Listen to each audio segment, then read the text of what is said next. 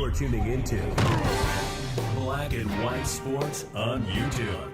The no-holds-barred truth on sports. The main event starts now. I'm back. Rudrance for Black and White Sports 2. Well, we have an update on the tragic passing of Bray Wyatt. Of course, he died the other day at 36 years old of a heart attack that was thought to be related to COVID that he had several months ago. In that video, I said it was very puzzling because, we've had a lot of in and out of the hospitals lately because everybody knows sort of my wife's situation. A lot to do with pulmonary things, and we've been around the units that handle COVID at a pretty large hospital. And they've been pretty vocal when we've talked about it, about the fact that nobody's really getting hospitalized for COVID anymore. And they really haven't in quite some time. So I've found this so strange to begin with. Right out of the gate, I was like, I don't understand exactly. I didn't think they told me straight up when I asked that COVID flat just wasn't that bad as of right now. But maybe there's a select few that for some reason, health complications or whatever, maybe it is still bad. I don't know. Or maybe they catch an old variant that's still lurking about if they've never had it. Can you still catch Delta? I don't know. So anyway, that's neither here nor there, but we have the cause of death here and when Bray Wyatt died.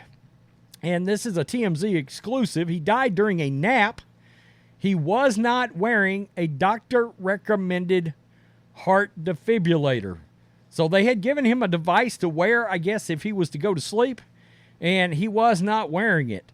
WWE superstar Bray Wyatt experienced a series of health complications in the months leading up to his death, and a doctor-recommended heart defibrillator was not with him when they found his body, TMZ has learned.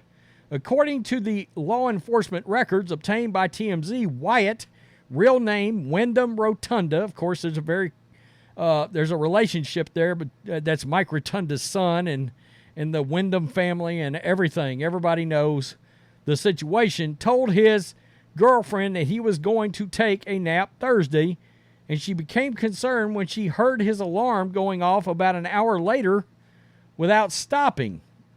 Wow, that's a nice house. The report says Wyndham was discovered in his bed not breathing and was turning blue. Wyndham's girlfriend called 911 as her mother attempted CPR, but he was later pronounced dead at the hospital.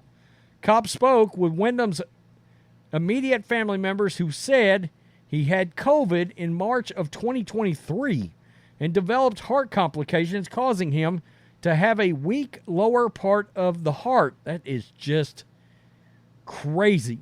In fact, just a week before he died, Wyndham was hospitalized for a heart issue. He had a follow-up appointment with his doctors the morning he died and was advised then to wear a external heart defibrillator, a device designed to treat people experiencing sudden cardiac arrest. Though it's not known if the device would have saved his life, investigators determined Wyndham was not wearing the defib at the time of his death. They located it inside his vehicle parked in the driveway. Wow.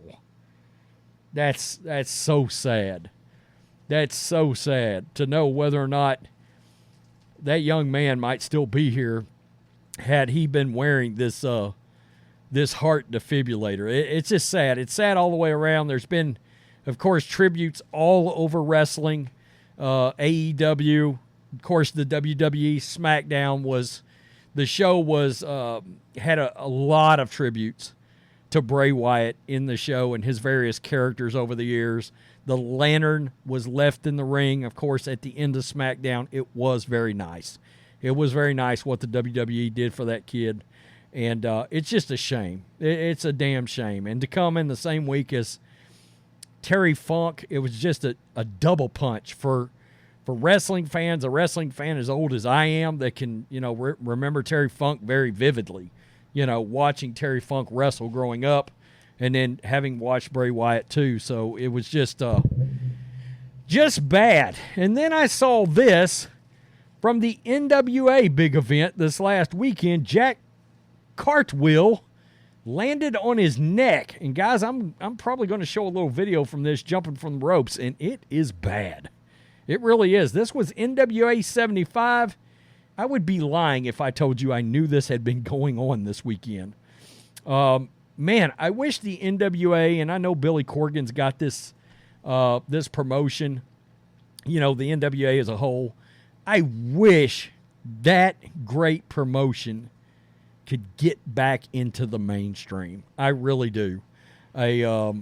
Growing up, having watched the NWA so much, it was just, it was the WWF and the NWA. That was the two big ones. And then, of course, where I'm at, of course, World Class Championship Wrestling, where the Von Erichs, Fritz, and, of course, all the boys. So a pro wrestler landed awkwardly on his neck during a match this weekend, and to make matters worse, he continued to get pummeled in the same area. Well, that's how that works. If he's not really hurt, and sometimes when they are hurt, it still works that way. The athlete's stage name is Jack Cartwheel, and he was competing in the National Wrestling Alliance's NWA 75 event in St. Louis on Sunday, where he was battling Kobe Carino for the promotion's World Junior Heavyweight Championship. World Junior Heavyweight Championship. I guess that's got nothing to do with weight, the junior part, maybe just the age I'm taking it. But this is going to be this horrible, horrible move that went awry off the top rope.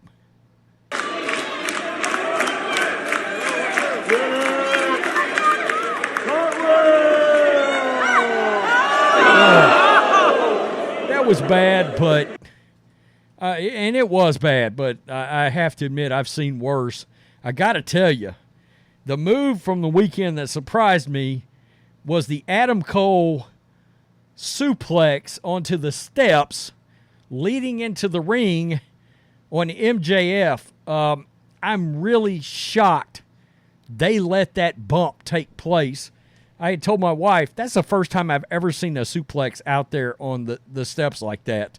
And it looked really bad. Now, MJF did a fabulous job of selling it, as he always does, but it damn sure looked really bad. I thought, oh my God, he's hurt. This was not planned. I was wrong. It was planned. And he was okay, I guess, but I don't know how he was okay, frankly. Everything seemed to be going just fine. That's until Jack stood up on the ropes and attempted, it says a body slam, which appears to have gone awry. We're dealing with TMZ, folks, so they're not going to have the vernacular down. I don't know what he was attempting, frankly. Looked like some kind of a spinning, maybe it was going to be a splash of some kind. I don't know. JC does what comes across like a back half twist, something a gymnast might do. Yeah, it did look like that, but catches his feet on the turnbuckles, lands on his head and his neck. He appeared stunned as he tried to get up off the mat. His opponent then clotheslined his neck, and Jack lands on his head. Somehow Jack continued the match, only for him to be driven into the mat, landing once more on his neck and head. It would have been awesome if you would have maybe told us, TMZ, who won the damn match. That would have been awesome to have also thrown in there as a little nugget. But I thought I'd throw that in as part of this Bray Wyatt video. Since we were talking wrestling, and hey, let's just do a 2-for-1 while we're at it. But AEW, great event yesterday. It really was. That crowd was absolutely phenomenal. That was a lot of fun. I thought it was maybe among the top, say, 5 to 10 pay-per-views I've ever gotten for wrestling. It's been a long time since I had actually gotten one until yesterday. And I mean, I watch all the WWE stuff because it's on Peacock, and I got Peacock. But I purchased the AEW thing, and All In was totally worth it. Totally worth it. It really was a good card. Bray Wyatt, that's sad. That's sad to know that, in theory, there might have been something that could have prevented his passing. You know, it's if he'd have been wearing a defibrillator, all of that kind of stuff is so awkward. You know, I've seen people that's had to wear them for a month, some kind of device for a month so they can monitor the heart. And that shit is so cumbersome, you know? But, yeah, I understand. You got to wear that kind of stuff to try to have some protection. Let's put it that way. Anyway, regardless, rest in peace, Bray Wyatt and Terry Funk. Peace. I'm out. Till next time. Thanks for watching the show. Be sure to like, comment, and subscribe. Be sure to tune in next time on Black and White Sports.